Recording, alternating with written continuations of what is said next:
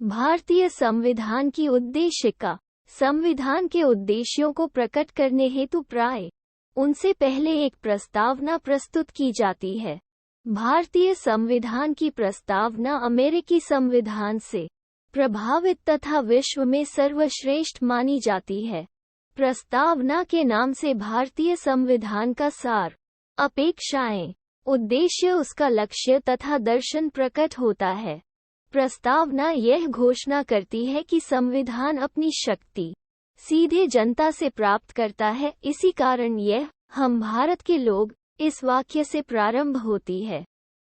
केहर सिंह बनाम भारत संघ के वाद में कहा गया था कि संविधान सभा भारतीय जनता का सीधा प्रतिनिधित्व नहीं करती, संविधान विधि की विशेष अनुकृपा प्राप्त नहीं कर सकता, परंतु न्यायालय ने इसे खारिज करते हुए संविधान को सर्वोपरि माना है, जिस पर कोई प्रश्न नहीं उठाया जा सकता है। संविधान की प्रस्तावना।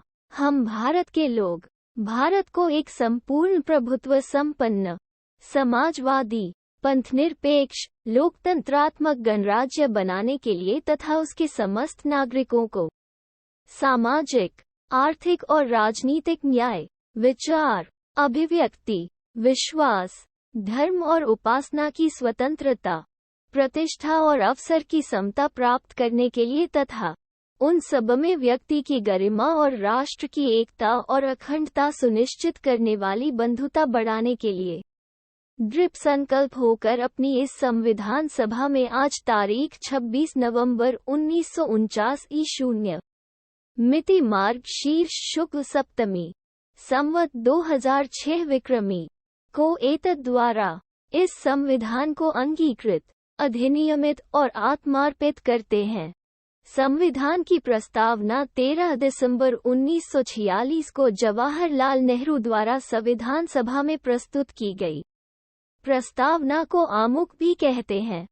के.एम. मुंशी ने प्रस्तावना को राजनीतिक कुंडली नाम दिया है। 42वें संविधान संशोधन अधिनियम 1976 द्वारा भारतीय संविधान की प्रस्तावना में समाजवाद, पंथनिरपेक्ष व अखंडता शब्द जोड़े गए। संविधान भाग 3 व 4, नीति निर्देशक तत्व भाग 3 तथा 4 मिलकर संविधान की आत्मा तथा चेतना कहलाते हैं, क्योंकि किसी भी स्वतंत्र राष्ट्र के लिए मौलिक अधिकार तथा नीति निर्देश देश के निर्माण में महत्वपूर्ण भूमिका निभाते हैं। नीति निर्देशक तत्व जनतांत्रिक संवैधानिक विकास के नवीनतम तत्व हैं। सर्वप्रथम ये आयरलैंड के संविधान में लागू किए गए थे। ये वे तत्व हैं जो संविधान के विकास के साथ ही विकसित हुए हैं। इन तत्वों का कार्य एक जनकल्याणकारी राज्य की स्थापना करना है। भारतीय संविधान के इस भाग में नीति निर्देशक तत्वों का रूपाकार निश्चित किया गया है।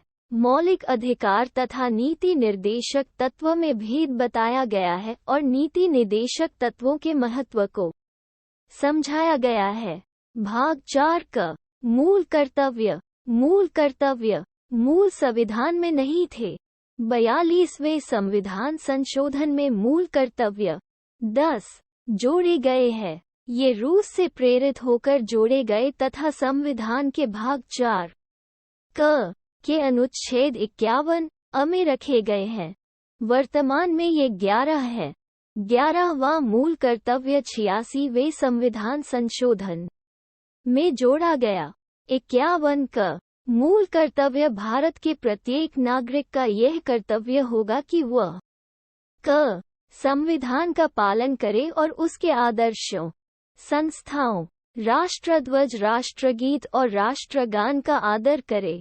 ख स्वतंत्रता के लिए हमारे राष्ट्रीय आंदोलन को प्रेरित करने वाले उच्च आदर्शों को हृदय में संजोए रखे और उनका पालन करे। ग भारत की प्रभुता, एकता और अखंडता की रक्षा करे और उसे अक्षुण्ण रखे। घ देश की रक्षा करे और आह्वान किए जाने पर राष्ट्र की सेवा करे। ग भारत के सभी लोगों में समरसता और समान भ्रातृत्व की भावना का निर्माण करे, जो धर्म, भाषा और प्रदेश या वर्ग पर आधारित सभी भेदभाव से परे हो। ऐसी प्रथाओं का त्याग करे जो स्त्रियों के सम्मान के विरुद्ध है। हमारी सामाजिक संस्कृति की गौरवशाली परंपरा का महत्व समझे और उसका परिरक्षण करे। प्राकृतिक पर्यावरण की, जिसके अंतर्गत वन, झील, नदी और वन्य जीव हैं, रक्षा करे और उसका संवर्धन करे तथा प्राणी मात्र के प्रति दयाभाव रखे। वैज्ञानिक दृष्टिकोण, मानववाद और ज्ञानार्जन तथा सुधार की भावना का विकास करे। सार्वजनिक संपत्ति को सुरक्षित रखे और हिंसा से दूर रहे। व्यक्तिगत और सामूहिक गतिविधियों के सभी क्षेत्रों में उत्कर्ष की ओर बढ़ने का सतत प्रयास करे, जिससे राष्ट्र निरंतर बढ़ते हुए प्रयत्न और उपलब्धि की नई ऊंचाइयों को छू ले। यदि माता पिता या संरक्षक है, 6 वर्ष से 14 वर्ष तक की आयु वाले अपने यथास्थिति बालक या प्रतिपाल्य के लिए शिक्षा का अवसर प्रदान करे। महत्वपूर्ण अनुच्छेद। अनुच्छेद 1, भारत राज्यों का संघ होगा। अनुच्छेद 2, नए राज्यों का प्रवेश या स्थापना। अनुच्छेद 3, राज्य का निर्माण तथा सीमाओं या नामों में परिवर्तन। अनुच्छेद 4, पहली अनुसूची व चौथी अनुसूची के संशोधन तथा 2 और 3 के अधीन बनाई गई विधियां। अनुच्छेद 5, संविधान के प्रारंभ पर नागरिकता। अनुच्छेद 6, भारत आने वाले व्यक्तियों को नागरिकता। अनुच्छेद 7, पाकिस्तान जाने वालों को नागरिकता। अनुच्छेद 8, भारत के बाहर रहने वाले व्यक्तियों का नागरिकता। अनुच्छेद 9, विदेशी राज्य की नागरिकता लेने पर नागरिकता का न। अनुच्छेद 10, नागरिकता के अधिकारों का बना रहना। अनुच्छेद 11, संसद द्वारा नागरिकता के लिए कानून का विनियमन। अनुच्छेद 12, राज्य की परिभाषा। अनुच्छेद 13, मूल अधिकारों को असंगत या अल्पीकरण करने वाली विधियां। अनुच्छेद 14, विधि के समक्ष समानता। अनुच्छेद 15, धर्म, मूल वंश, जाति, लिंग या जन्म स्थान के आधार पर भेदभाव पर रोक। अनुच्छेद 16, लोक नियोजन में अवसर की समानता। अनुच्छेद 17, अस्पृश्यता का अंत। अनुच्छेद 18, उपाधियों का अंत। अनुच्छेद 19, अभिव्यक्ति की स्वतंत्रता।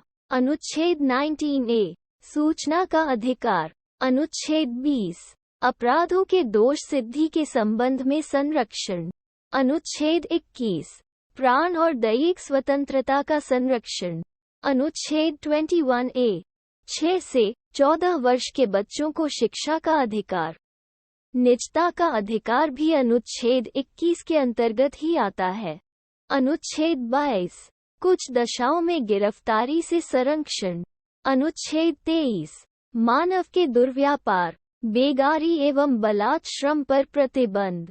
अनुच्छेद 24, 14 वर्ष से कम आयु के बच्चों को कारखानों, खान या किसी खतरनाक उद्योग में कार्य नहीं कराया जा सकता है।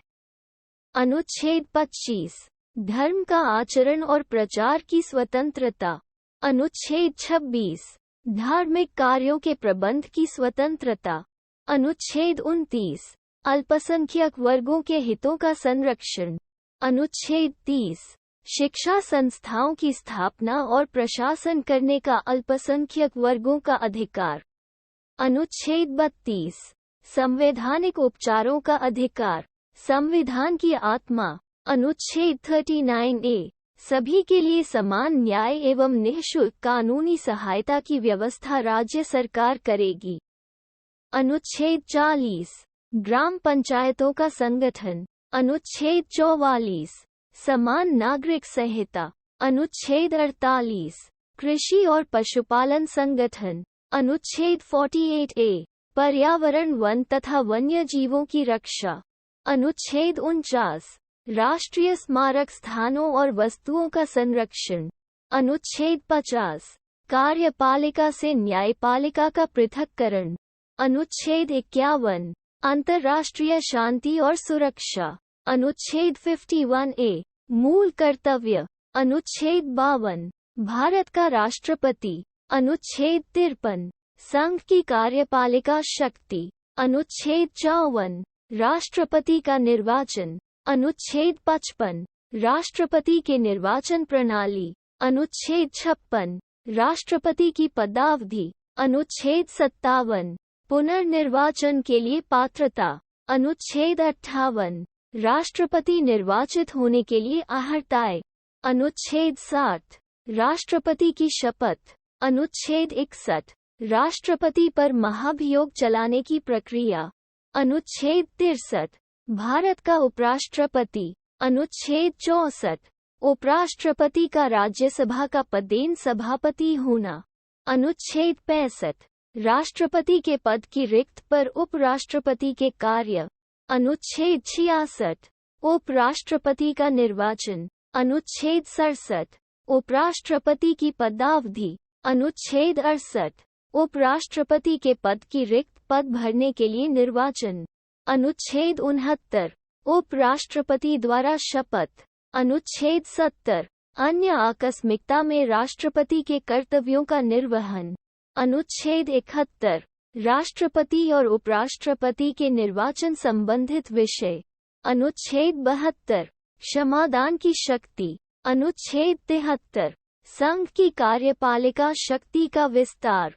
अनुच्छेद 74, राष्ट्रपति को सलाह देने के लिए मंत्रिपरिषद।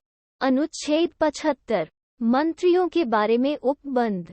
अनुच्छेद 76, भारत का महान्यायवादी। अनुच्छेद 77, भारत सरकार के कार्य का संचालन।